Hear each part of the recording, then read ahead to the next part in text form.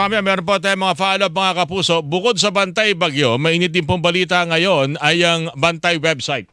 Pagbabantay, laban po sa mga ina-attacking website po ng ahensya ng gobyerno. Makausap nga natin isang cybersecurity analyst at co-convener ng Scam Watch Pilipinas, si Sir Art Samaniego. Sir Art, kumusta ka na? Magandang umaga sa iyo, si Orly sa DCWB.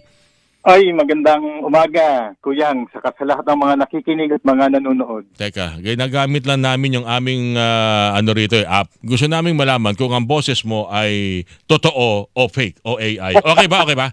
Ayun. Alam mo Art, gusto kong magkaroon ng ganyang app. O yung pag may sinalang kang video, audio o kahit na write up, malalaman kung ang isang binabasa ninyo, pinapakinggan o pinapanood ay AI o fake, Sir Art. Ano? Opo, tama. Meron po mga app na ganyan ngayon at meron mga program. Yung Google, meron silang program para sa mga journalist para makita kung fake yung balita o fake yung video o deep fake yung mga video. Kaya ako binunggay diyan kahapon na nagkakwentuhan, meron kami seminar dito yan ang paksa namin kaugnay ng election 2025, yung maaring paggamit ng AI sa pangangampanya, yung although yung iba din naman kailangan ng tanungin, alam mo naman kung fake o hindi yung video pa lang Parang napaka-extraordinary ng mukha dito sa salita ito. Pero mamaya natin ituloy yan, Sir Art. Kumusta ba yung kumusta ba yung na nangyayari at mukhang walang tigil, mukhang talagang sangkatutak na yata ng website ng ating iba't ibang mga government agencies sinasalakay ngayon at pinakaulingan na naibalita ay yung PNP FEO Sir Art? Oo, yung sa PNP, pangalawang beses na yung FEO kasi ang unang na breach sa kanila yung Logistics Data Information and Management System nila o yung PLDIMS nila na 393,894 rows ng personal information ng mga pulis ang nalik. Mm-hmm. Oo, kasama na doon yung pangalan nila Jean Fajardo at ni Chief PNP kasama doon sa kaya pala may nag-i-invite sa akin friends sa social media, sabi ko bihira yata mag-i-invite si Colonel Patos. yun ang ginagawa nila Sir Art, kumukuha ng information. Oo, tama. Lalo na ngayon yung kasunod na hack yung FEO, yung Firearms and Explosive Office. Oo. Malamang na kung ikaw responsible gun owner ka, nag-register ka, nandun yung pangalan mo sa nalik.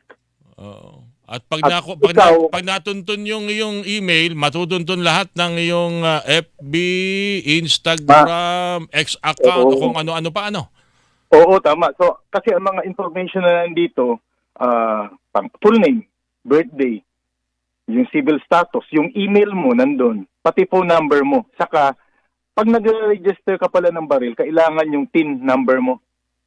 Mm-hmm. Saka next of kin details mo. Nandun lahat yun. Contact number ng nearest kin. Oo, contact number ng nearest kin mo. Tapos, sabi nga ni Undersecretary D, national security concern na to kasi nandun na lahat. Tapos meron pang table doon na yung address mo. So, delikado ka. Tapos tinignan ko yung Facebook mo, Kuyang Orly. Meron kang yung wall mo, meron kang baril, di ba? Mm-hmm. So alam nila na registered gun owner ka, malamang nandun yung pangalan mo sa list na yun, dun sa na-leak na information. Kaya napaka-delikado nitong yung leak na to, yung breach na to. Hindi ko lang alam kung ano ba to, paano ba to, sino ba nasa likod nito, na unti-unti na ba nating naliliwanagan? Tumitining na ba ang mga kinakailangan nating malaman dito sa mga grupo dito na walang tigil sa pag-hack sa iba't ibang mga website ng ating pamahalaan? Ang taong to, siya din yung responsible na nahack yung DOST. Na 25 terabytes ng data ang dinilit niya. Tapos eto ngayon, pumasok na naman siya. Pero nakikipagtulungan ang DICT sa NBI, saka sa PNP, saka sa National Security Council nagsishare na sila ng information ngayon para mahuli itong mga kriminal na to. Okay, para sa mga nakikinig ngayon, baka akala nila hindi naman sila dapat mangamba. Wala naman silang baril. Hindi naman ako siguro dapat mangamba. Wala naman ako nakarehistong record sa Firearms and Explosives Office. Mas lalo bang dapat maging conscious tayo sa tuwi-tuwi na pagpasok, pagbibigay ng impormasyon, lalo na yun sa mga binigay nating impormasyon sa pagkuha man ng lisensya ng pagmamaneho, pagkuha ng national ID, etc., etc., Sir Art? Oo, lalo na yung pag-share ng ID sa online. Naku, napakadelikado po na 'yan. Kasi halimbawa, pag government yung na atake, makakabangon kagad yan kasi may mga resources. Pero pag yung tao, yung personal, ang naatake, halimbawa 9,000 na lang yung pera nung tao na pang-dialysis niya, na-hack pa. Nakuha pa. Nanakaw pa, nakuha pa, mahirapang bumangon yan. Kaya dapat proper internet hygiene yung gawin natin. Proper information hygiene. Na huwag mag-share ng mga hindi na kailangan i-share. Lalo yung buong pangalan, yung birthday mo, yung email mo. Kailangan hindi po yan ilagay sa public. Kasi delikado po yan ng mga information na yan. Pwedeng magamit laban sa atin. Okay. May dapat ba tayong, sapat na ba itong ating depensa? Yung kasalukuyang ginagamit ng ating gobyerno para, kasi kahit pa paano, may mga attempt, pero naharang naman, Sir Art. Nakukontra pa rin, naibablock pa rin. Pero sapat na ba ito? Dahil alam natin kung tayo'y may sapat na kakayahan, meron pa rin magtatangka na i-overcome yan. Higitan pa yan para mas makapasok sila at makapag-hack sila. Sapat ba ito, Sir Art? O dapat ito'y binabago ho natin every now and then? Palagay ko sapat naman yung mga pangdepensa natin. Ito nga yung hacker ng DOST. Tinanong ko siya kasi nag-iwan siya ng email doon sa public. So, nag-email ako sa kanya. In-interview ko siya, tinanong ko siya, ano bang nangyari? Sabi niya, sapat naman na yung pangdepensa. Ang nakita niya dito, ang dahilan bakit niya napasok, human error. Yung mga mali nung tao na nagmamanage nung system. So ang tama si Undersecretary D na merong tools ang DICT. Halimbawa, ini-scan ng DICT ang lahat ng mga government agencies at nakikita nila yung vulnerability. Tapos, ini-inform ng DICT ang mga government agencies na to. So mga 3,000 agency yung na-scan nila, 3,000 websites o assets. Alam mo, Orly, ang sumagot sa kanya, 14% lang. 1/4. So ibig sabihin yung iba, hindi pinansin yung findings nila. So ang pandepensa natin sapat, kailangan lang natin ng mga taong marurunong talaga. At ito nga ang problema natin, ang laki ng shortage natin sa cybersecurity expert sa ating bansa. Yun ang kailangan natin, mga tao. Pero sa bagay, maraming ang nag-o-offer sa atin. Ng huling dinig ko, wala lang gusto pa sigurong kumpirmahin kung kumusta na ang estado niyan, yung bansang UAE. Meron silang panglaban daw dyan sa mga hacker. AI din. Nabanggit lang natin kayo na AI. Alam nila kung saan nanggagaling talaga yung anong email, saan galing, at kung ano yung IP address noong mga nagpapadala ng mga mensahe na merong may malware at ginagamit sa pag-hack. Di ko lang alam kung may katotohanan yun, pero kung totoong may ganun, kinakailangan natin yun, Sir Art. Paborito tayo ng mga parang tayong praktisa na ng mga hacker, Sir Art. Pilipinas. Parang fourth tayo sa buong mundo na inaatake ng mga Hindi ko lang alam kung may grupo ng mga hacker at ang unang test nila ay i-hack ang Pilipinas. No. Sana naman hindi.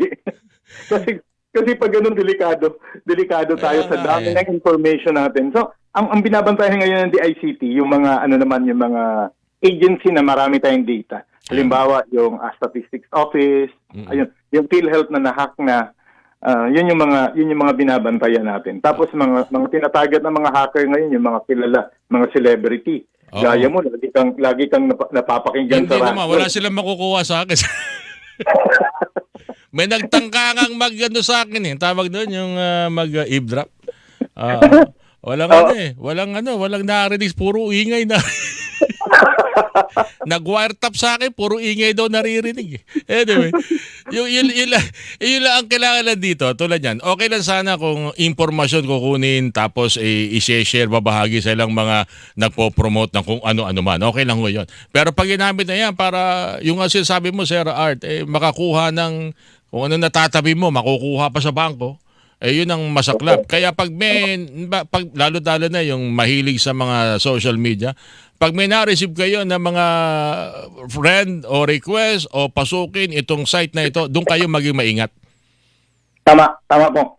So pag nagbigay na yan ng link, nagbigay na yan ng mga kung ano mga opportunities, investment, nako, dapat mag-ingat na tayo diyan.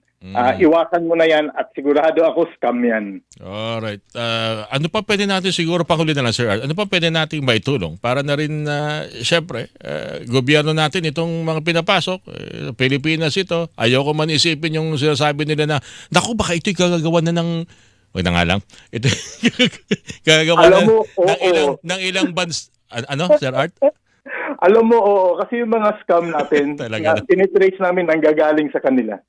So, kung ano yung nasa isip mo, yung ano yung nasa isip mo, na nasa isip ko, malamang nasa isip na rin natin. Ayaw lang natin, hindi, so idiretso na natin, yung mga kakagirian natin sa West Philippine Sea. Yes, siguro. Oo, delikado. Kaya po, dapat, baguhin natin yung attitude natin, ugaliin po natin magduda sa lahat ng mga nakikita natin at lahat ng mga nare-receive na message o information galing sa internet. Pagdudahan natin yan. Teka, yung pong, ituloy mo raw, Art, yung sinabi mo na makaramihan sa mga, kanina, pinag-usapan natin yung sa nagagaling bansa. Ano? Karamihan sa mga scam, meron kasi mga scam na may mga website.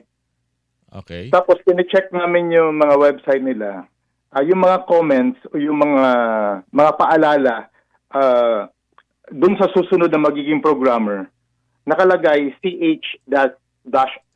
Ibig sabihin yung language na ginamit, Chinese na may mainland origin. So karamihan sa mga scam nandun, pati yung recruitment job, naalala mo yung fake recruitment job na mga government personnel. O sa kanila din ganun din yung website na ginawa nila. Right. Hindi naman ibig sabihin. Pwede rin naman kasi, Sir Art, baka yun din yung mga ginagawa ng mga pogo na nadi-discover ngayon ng PAO. Tama. Hindi naman natin tulad yan sa Bamban. Oo. Pero hindi natin sinasabing Chinese government. Sinasabi natin na Chinese yung language na ginamit. Ayun. Okay, very good. Thank you sa paglilinaw, Sir Art. Maraming salamat sa iyong binigay na kaalaman. So, baka meron kang gustong iiwan sa ating mga taga-subaybay, lalo na ho yung baka raw mamaya pag may kausap ka raw, Sir Art, ayaw ka nang sagutin kasi gusto malaman. Dadaan mo na sa app para malaman kung totoo ka o AI. Maging mapanuri lang tayo, no, Sir Art? Opo, tama po. Dapat tayong magduda, maging mapanuri at importante po pag na-scam po tayo o na-hack tayo, i-report po natin yan. Kasi pwedeng ang susunod na biktima, yung mga taong malalapit sa atin, yung mga mahal natin sa buhay. So i-report po natin, i-dial po natin yung 1326 sa CICC yan, Cybercrime Investigation and Coordinating Center. At mga expert po talaga sumasagot dyan, mga marurunong kung paano i-recover yung account at paano protektahan ang sarili nyo online. Alright. Sir Art Samaniego, maraming salamat po sa inyo, sir. Sa ulitin po.